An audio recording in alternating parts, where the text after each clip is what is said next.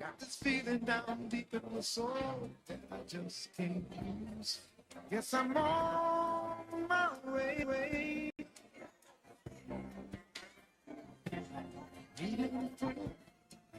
And the way I feel now, I guess I'll be with you today. Yes, I'm on my way.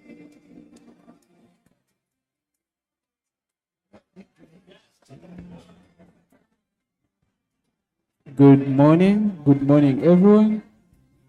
Good morning everyone.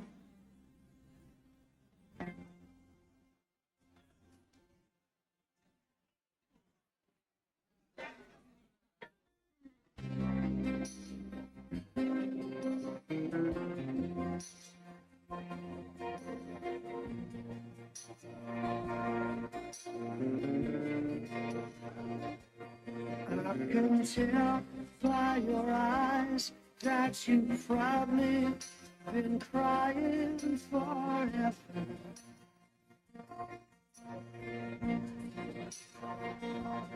And the stars in the sky don't mean nothing to you. They're a mirror.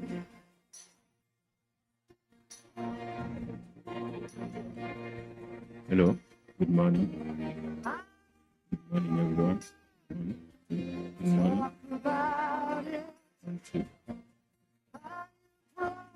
Good morning. Good morning. If I stay here just a little bit longer, if I stay here, won't you listen to my heart? Oh, my heart.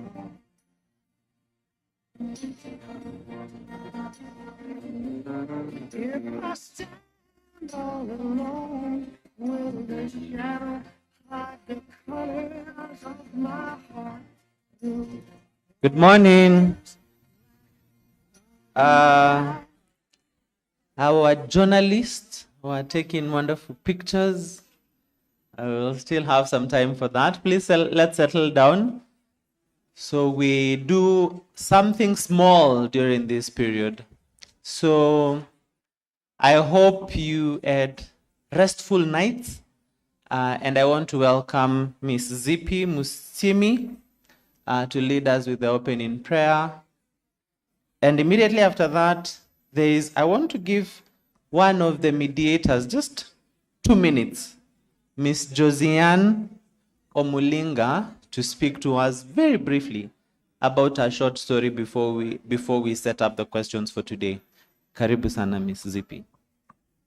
Okay, let's settle down. Those of us who are still outside, if you want to join in, please do. Good morning. Let us pray.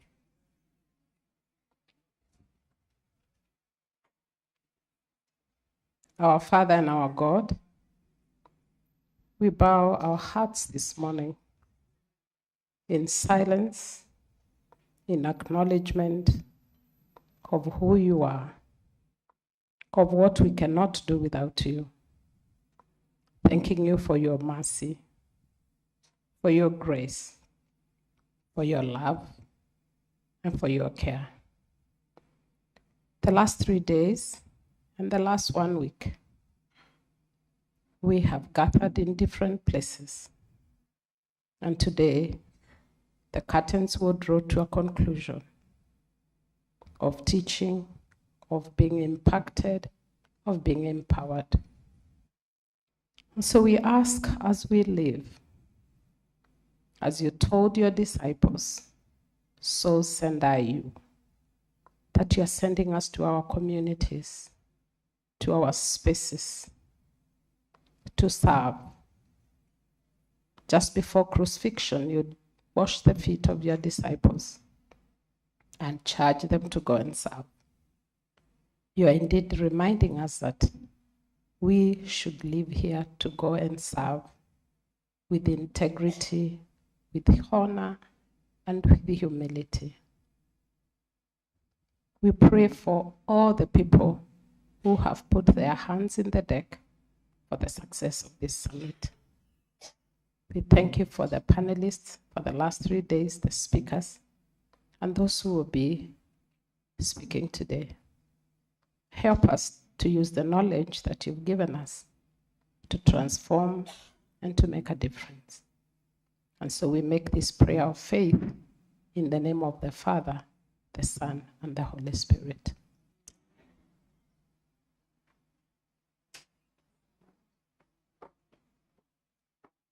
Thank you so much, Ms. Zippy.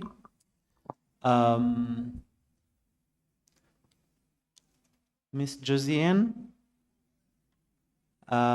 So just 1.5 minutes as we set up the questions.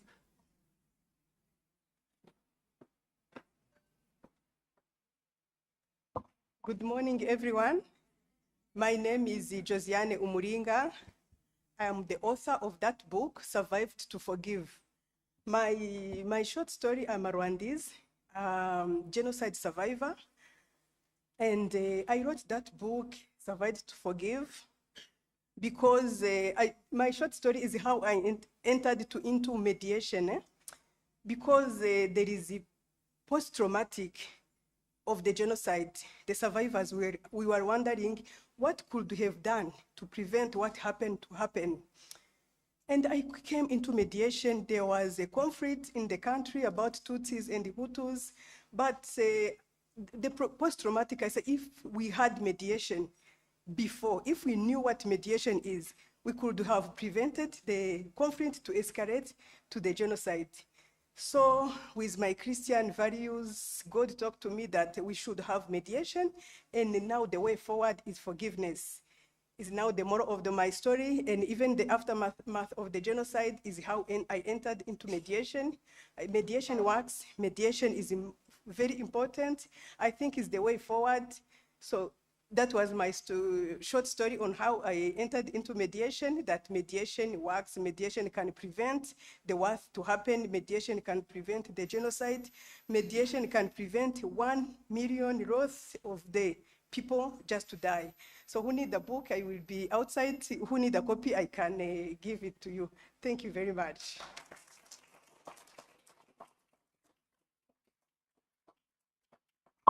I think that's important, yes? It's nice. I wish we could all share our stories, but that's what those sessions are for. The cost is 1,500 Kenya shillings only. Yes? Great. Paul, I don't know whether we are ready. Please take out your phones as usual. We want to see where the winners are going to be. And also, most importantly, our online participants, karibuni sana. Your phones as usual. We want to see where the winners are going to be. And also, most importantly, our online participants, karibuni yesterday is helping us. Why we are doing this before time is so that we do not eat into panel discussion time. Yeah, so we reserve that time for what we were supposed to be doing for that time. So we'll try and be done by around 9. Paul, whenever you're ready.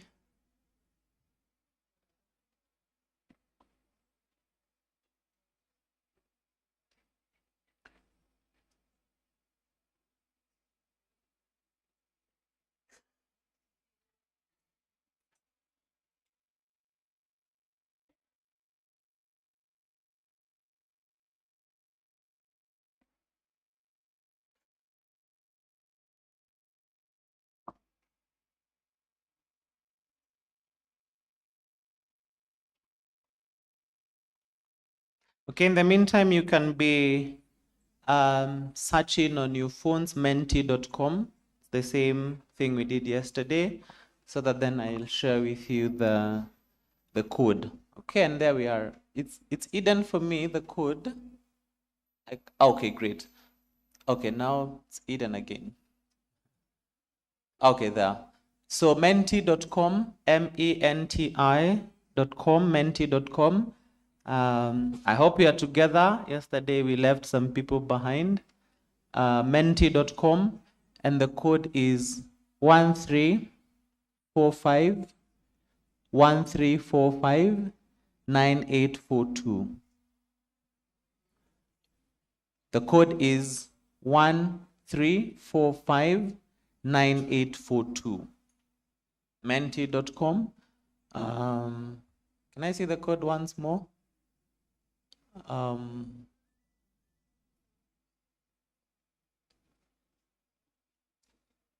Okay, 1345. Paul, I can hardly see if you can just make it a bit bigger.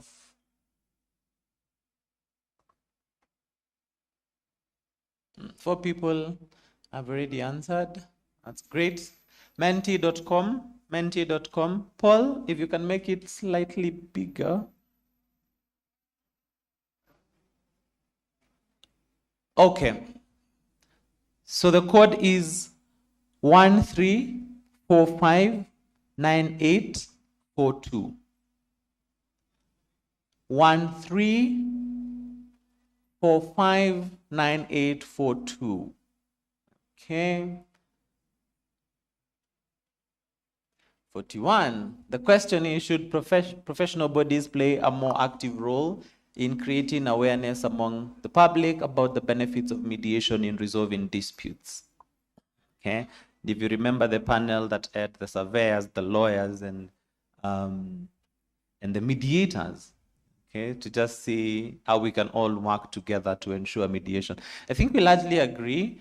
60 people have done that question. Paul, I think once we get to 70, if we are moving, we could move to the next. Great. Let's see the leaderboard for this. Let's see who got it first. Oh, no, that just tells us. Public trust in mediation can be built through the involvement of technical professionals. True, false. Most of you largely agree. Some of you do not agree. Yeah.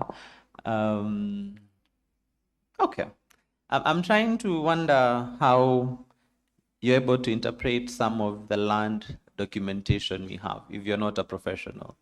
At times it might require that we involve either a surveyor. Even as lawyers, sometimes it need the involvement of either valuers, surveyors, and that kind of thing. Yeah. So largely, most of us agree at 55 of the 63 persons that have taken these.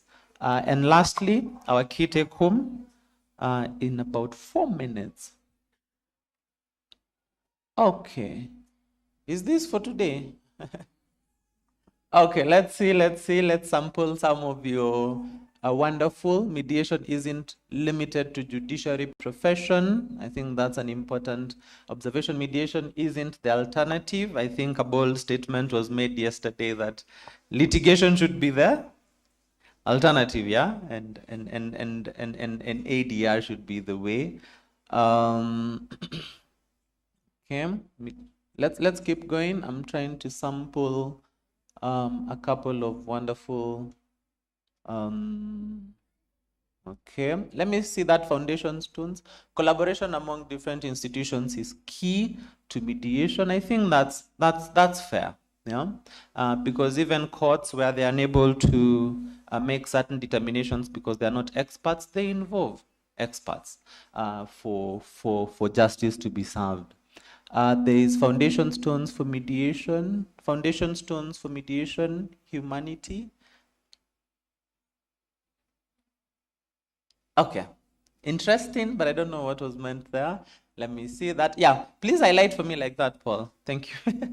Everyone has their role to play in spreading the information about the benefits of mediation in improving access to justice for all.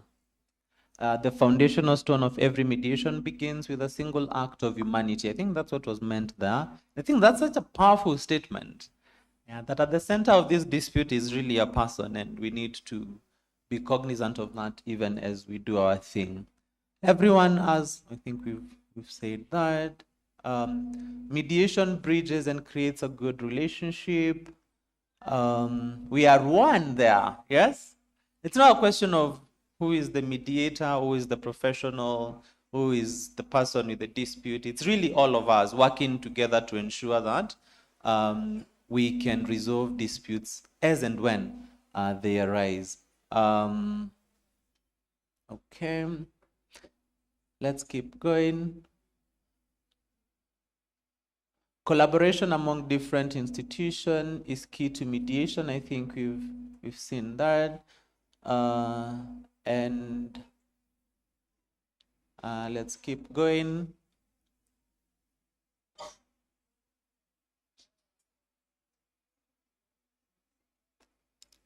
Okay, feedback there, that is an insightful summit. Mediation is the anchor of justice, a bold statement there, also true.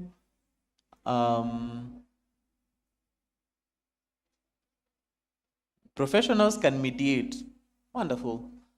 That you can select to do this, yeah, and not as a part-time. You can put in a lot of work and effort and time into doing this, yeah.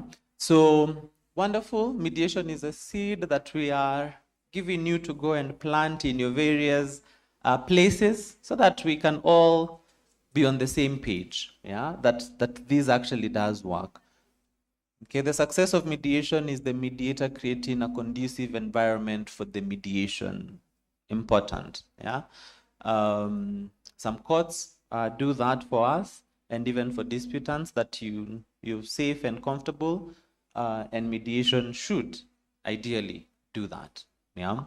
Paul, any last one? 141 of us participated. That's the highest we have thus far. Paul, if you can quickly scroll to the bottom now that it's at exactly 9. Mediation is the light. Mediators should apply humane attitude when dealing with parties.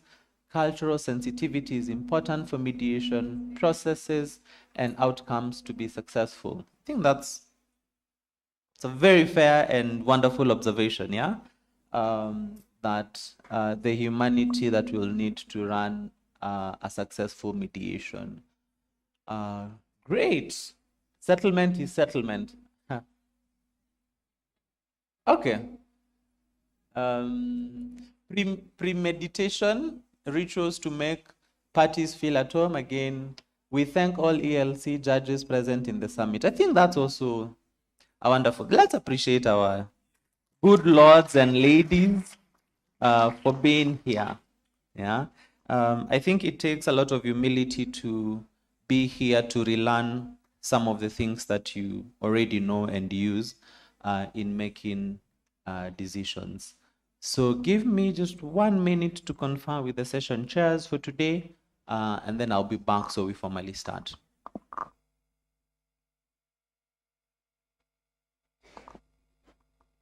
Thank you, Paul.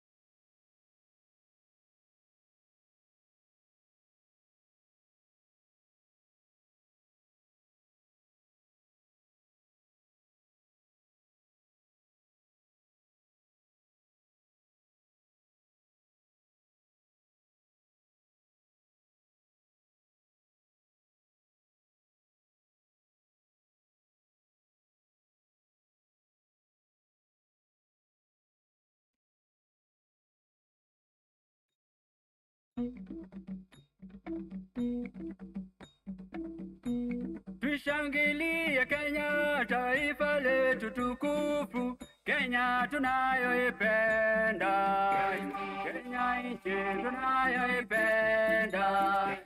Twajivunia sana tukijiita wa Kenya, nchi yenye baraka. Kenya nchi yenye baraka. Tumekomboa Kenya, taifa letu tukufu, tumebadili mwendo, tutalinda katiba mpya. Anayependa Kenya ni yule mwenye kutenda haki kwa watu wote, mtu mwenye kutenda haki. Na ukipenda Kenya ujitengane na mambo yenye kuvunja amani. Hatutaki matata Kenya, wenye nchi Kenya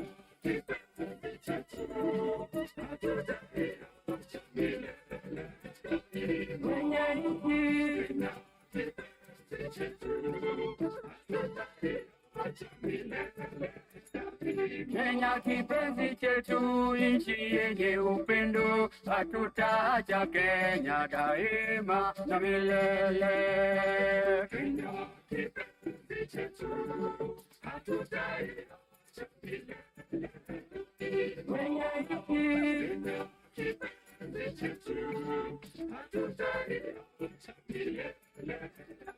Na nikienda nje sitasahau Kenya, na nitabaki Mkenya daima na milele. Kenya kipenzi chetu, hatutaacha milele. Kenya kipenzi chetu, hatutaacha milele. Na tumeapa sote wenye nchi ya Kenya kutumikia Kenya daima na milele. Kenya kipenzi chetu, hatutaacha milele. Kenya kipenzi chetu, hatutaacha milele. Sitaiacha Kenya nchi yangu. Excuse me, please. Excuse me, please.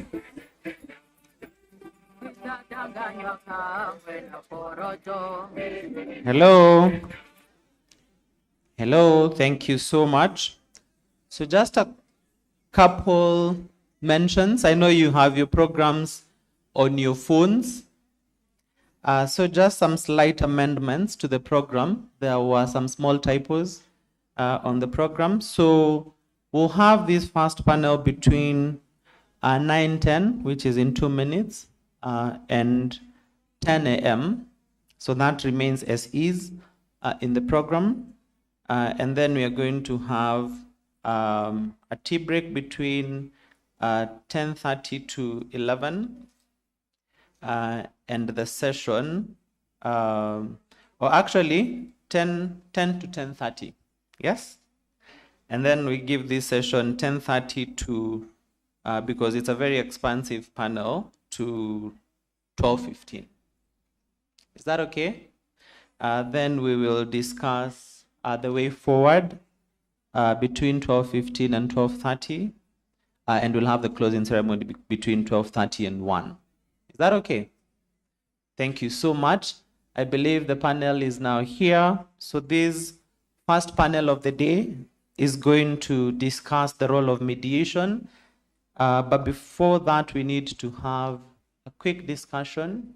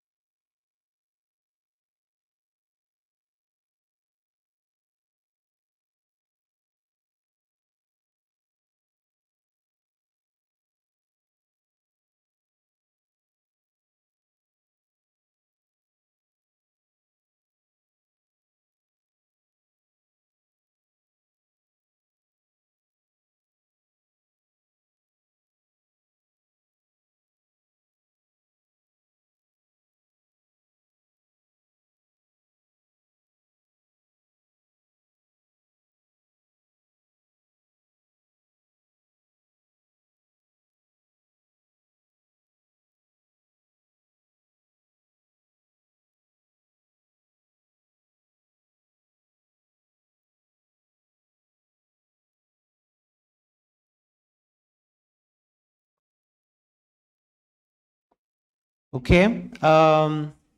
So we are going to have the first two parts of the program merged into one. So we're going to have Professor Patricia Kameri Mbote, who is the director of the Law Division of UNEP, speaking to us on mediation as a pathway to justice in women's quest for land rights.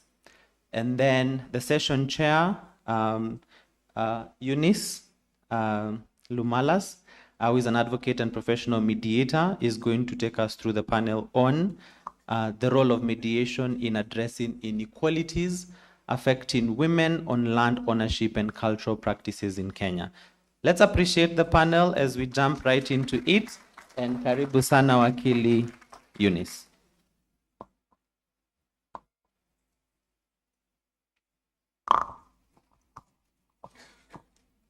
Good morning, everyone. Good morning. Wacha nione tuchangamke kidogo. Let us be excited a bit because today we have the icing of all the sugar that we've been having the whole of this week, not in a bad way. We have an exciting panel this morning, and I will start by introducing them right away. So my panel this morning is made up of individuals who are who have stood out in their practice in this country and who have served, starting with Professor Kameri Mbote, who is here, and she will set the stage for what is going to happen during this session. She's the Director of Law Division at the United Nations Environmental Program, UNEP, and she has taught for 30 years at the University of Nairobi. Isn't that a good thing, 30 years? So basically what we are saying is that she has in-depth knowledge with respect to matters gender, property law, land, environmental law, and she has done this through her research work, which spans over that period of time. And the knowledge is both national, regional, and international. She has taught at other universities as well. She has experience in the US at Kansas University in Zimbabwe and in Cape Town at Stellenbosch University. She holds a master's degree in law from Stanford University. So if you're here and you're a student, please take note of the CVs I'm going to share very briefly. And master's degree from Warwick University in the UK, and has been also awarded honorary degree in law by the University of Oslo. So let us welcome her this morning and prepare ourselves to receive from her what she's going to give us. Next, allow me to introduce another trailblazer. As you are well aware, our discussion this morning focuses on the role of mediation in addressing inequities affecting women on land ownership and cultural practices. So if you're here, you have a mother, you have a grandmother, you know about your rural setting, take yourself there as well, even as we are starting. Because we are looking at inequities affecting women on land ownership and cultural practices. Okay? So do you own land? Did your grandmother own land? Are there cultural mother own land? Prepare for that. Now, allow me to introduce our second speaker, who is none other than the Honorable Retired Justice Nancy Baraza. She's an advocate of the High Court, and she holds a PhD in law as well. She has an illustrious CV, so I'll only pick a few aspects of the CV. She served as a commissioner for the Constitution of Kenya Review Commission. And those who do not know, Honorable Baraza was very crucial in ensuring certain provisions affecting women's rights have been included in the 2010 Constitution. So we have the right person to tell us about what legislative changes took place and how they have improved those iniquities we are talking about. She has recently been appointed by the President of the Republic as chairperson of the Technical Committee Working Group to look into the issues of gender-based violence, including femicide. We know we have been dealing with that in the recent past. She has also been a vice chairperson of the Kenya Law Reform Commission. I'll only touch on that because during her tenure, we had very crucial legislation being drafted and subsequently being passed in Parliament, including the Marriage Act, Matrimonial Property Act, and Protection Against Domestic Violence Act. So I want to invite all of you to welcome Honorable Baraza with a hearty clap. Allow me also to welcome an illustrious leader. Because when some of us think about judges, we never really think that this is actually a leader. Let me welcome Honorable Lady Justice Kosibor, who is a leader. She has served as a judge of the Environmental and Land Division since 2016, and she has been elected President of Kenya Judges Welfare Association in 2021. She has served in the Judiciary Committee that drafted the Judiciary Code of Conduct and represented ELC in the Rules Committee in the Judiciary. Doesn't that make her a leader also? Yeah, so you're also going to listen to a leader. Other than that, she has also had experience, which is crucial, in the Kenya Anti-Corruption Commission, which became the Ethics and Anti-Corruption Commission, and the Asset Recovery Authority, where she has also gone outside Kenya and served as president of the Asset Recovery Interagency Network for East Africa. So let us clap for her and welcome her to this session. Allow me to go to Professor Robert Kibugi, whom I had the pleasure to first meet in Canada. And Professor Kibugi has built his career in environmental law. He is a lecturer at the University of Nairobi and received his Doctor of Laws in the Faculty of Law, University of Ottawa, otherwise known as Ottawa in Canada. He's a specialist in climate change law, environmental and land law, and has done quite a bit of extensive work in research.